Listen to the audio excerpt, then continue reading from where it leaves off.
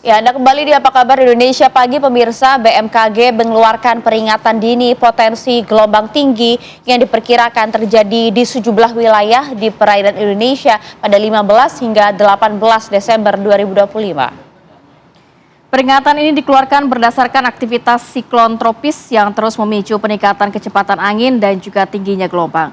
Gelombang tinggi tersebut terjadi di sejumlah perairan di Indonesia. Kecepatan angin tertinggi terpantau di Samudra Hindia Barat, Kepulauan Mentawai hingga ke Lampung.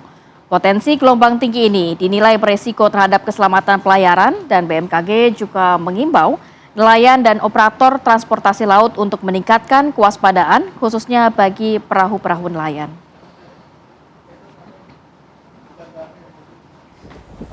Ya, sudah ada peringatan cuaca buruk dari BMKG dari 15 hingga 18 Desember 2025 dan wilayah mana saja yang harus menjadi perhatian. Kita akan bergabung langsung dengan Bapak Guswanto, Deputi Bidang Meteorologi dari BMKG. Assalamualaikum, selamat pagi Pak Guswanto. Selamat pagi, waalaikumsalam Maria dan Ratih.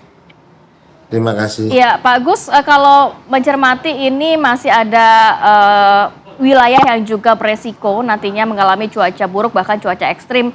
Akibatnya seperti apa nantinya Pak? Dan juga apakah ini juga potensinya sama seperti siklon yang ada sebelumnya? Karena kabarnya ini ada sampai 3 siklon yang ada di atau mengepung wilayah Indonesia ya Pak ya? Baik, Maria dan Ratih. Jadi saya sampaikan kembali saat ini yang ada adalah satu siklon tropis Bakung dan 2 bibit siklon tropis 93S dan 95S. Yang mana siklon tropis Bakung itu sudah berada di barat daya ya dan menjauhi wilayah Indonesia dari Samudra Hindia. Kemudian yang bibit siklon tropis 93S itu ada di selatan Jawa Bali ya. Kemudian yang satu lagi di Laut Arafuru sebelah selatan itu adalah siklon tropis 95S. Nah, perlu yang kami sampaikan di sini bahwa ada sangat perbedaan yang menyolok dengan siklon tropis Senyar pada waktu yang lalu. Siklon tropis Senyar pada waktu yang lalu itu adalah baik dia memberikan dampak langsung dan tidak langsung karena dia berada di daratan. Kalau siklon tropis atau Bakung itu tidak, dia masih di laut dan menjauh wilayah Indonesia. Dampaknya adalah dampak tidak langsung. Dampak tidak langsungnya seperti apa? Jadi dampak tidak langsungnya adalah satu, hujan lebat, kemudian sampai sangat lebat, kemudian kita melihat juga adanya gelombang tinggi dan ada juga daripada peningkatan kecepatan angin. Nah, kalau kita lihat kembali Maria dan Ratih, intensitas di siklon Bakung itu sendiri, tekanan minimumnya sudah 997 sampai 1000 hektopascal. Artinya ini juga kita melihat berharap dalam 24 jam ke depan akan meluruh. Saat ini sudah dari kategori 2 menjadi kategori 1. Dan sedangkan siklon tropis bibit siklon tropis 93S dan 95S ini belum matang. Namun kita menunggu perkembangan 2-3 hari ke depan karena perkembangannya masih rendah hingga sedang. Dampaknya yang tadi disampaikan itu adalah memicu gelombang laut tinggi 2,5 sampai 6 meter. Itu berada di wilayah, kalau saya boleh sampaikan, perairan selatan Jawa, Bali, NTT, Laut Arafura, dan Samudra Hindia Barat Lampung. Kemudian di daratan sendiri terdampak hujan, yaitu di Jawa, Bali, Nusa Tenggara, serta ada Papua dan Sumatera bagian selatan. Serta Bengkulu ini memberikan dampak hujan lebatnya. Sedangkan kawasan pesisir yang berasosiasi dengan Rob, barangkali ini juga diantisipasi pantai selatan Jawa, pesisir Papua berisiko gelombang tinggi dan banjir rob. Demikian. Maria dan Ratih. Oke, kami bisa mengerti itu Pak Guswanto, dan sebenarnya titik-titik mana saja yang berpotensi paling rawan saat ini dengan adanya cuaca buruk akibat siklon tropis ini? Baik, kalau kita lihat paling rawan misalkan angin ini intensitasnya 35 knot ya. Ini ada di Jawa, Bali, NTT dan Papua ya.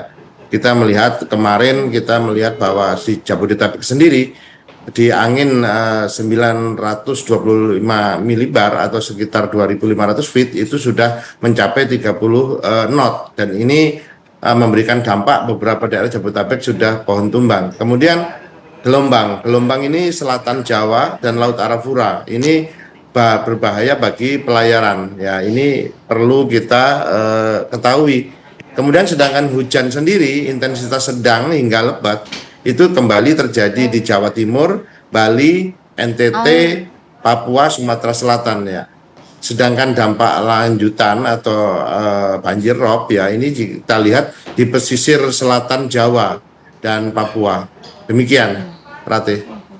Oke, untuk di Jabodetabek sendiri beberapa hari ke depan akan seperti apa Pak Guswanto himbauannya, prediksinya?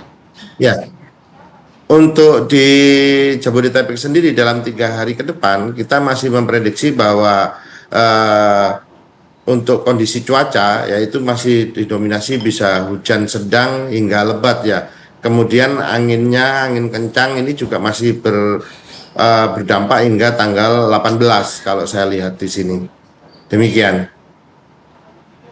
Baik Pak Guswanto, mungkin terakhir himbauan dari BMKG seperti apa, mengingat ini sudah masuk ke dalam libur akhir tahun dari anak-anak sekolah dan lain sebagainya. Apa yang perlu diperhatikan oleh masyarakat, Pak?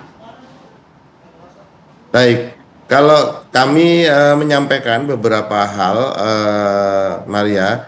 Yang pertama kita lihat bahwa himbauan untuk waspada hujan lebat, angin kencang dan gelombang tinggi.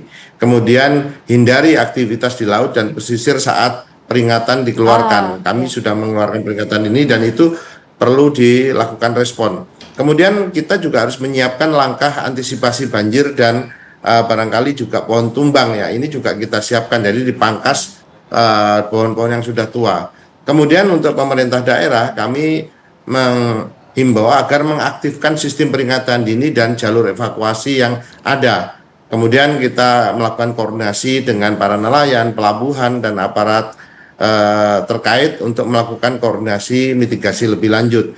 Dan yang terakhir adalah sosialisasi intensif agar masyarakat tidak lengah ya. Artinya bahwa di sini ini peringatan dini perlu dilakukan aksi dini, walaupun itu dari tingkat keluarga maupun sampai Baik, Pak Guswanto. komunitas masyarakat. Demikian.